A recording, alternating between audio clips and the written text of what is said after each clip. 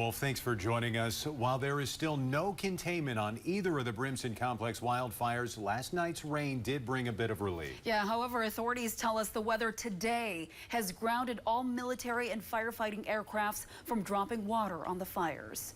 For the Jenkins Creek fire burning more than 15,000 acres near Hoyt Lakes and Skybo, the rain and cooler temperatures did mitigate some of the spread we saw earlier this week. Protecting Hoyt Lakes and Skybo remains a top priority as Hoyt Lakes residents are still being asked to be set to evacuate if word comes down. And today, firefighters were out assessing the Jenkins Creek fire control lines and extending some of those lines already developed. As for the Camp House fire at just under 15,000 acres, it did not grow overnight. Firefighters are focused on the south and west side of the fire, and hotshot crews are in the field. At last check, we're still at 144 structures burned.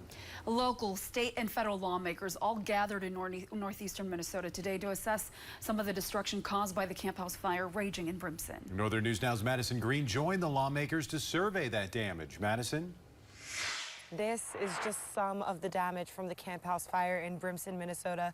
Governor Tim Walz and U.S. senators surveyed today on their visit to northeastern Minnesota.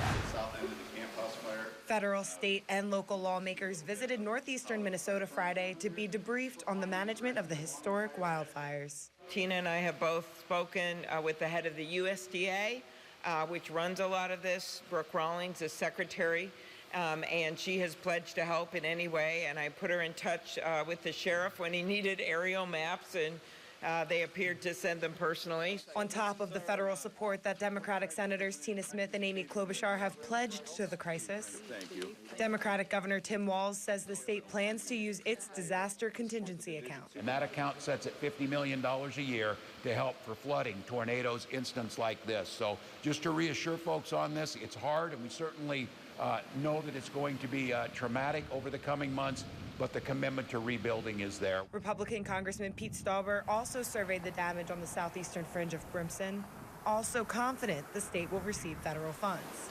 And I'm pushing to make sure that we get this funding right away. And the initial request came earlier this week, and FEMA's getting it out the door. But as we continue to see the devastation, Stauber says he is proud of the community he serves, opening their doors to the neighbors in need. I can walk into Hugo's there, and you see the people, whatever the firefighters need, whatever the law enforcement personnel need. Like, this is really important. I think that we share. When it comes to the human spirit, we have it. A resilient community ready to rebuild. In Brimson, Madison Green, Northern News Now. Madison, thank you. Northland lawmakers, Minnesota, were also there. Minnesota Senator Grant Hochschild and Representatives Roger Scraba and Natalie Zalesnikar were also along for the tour. Today.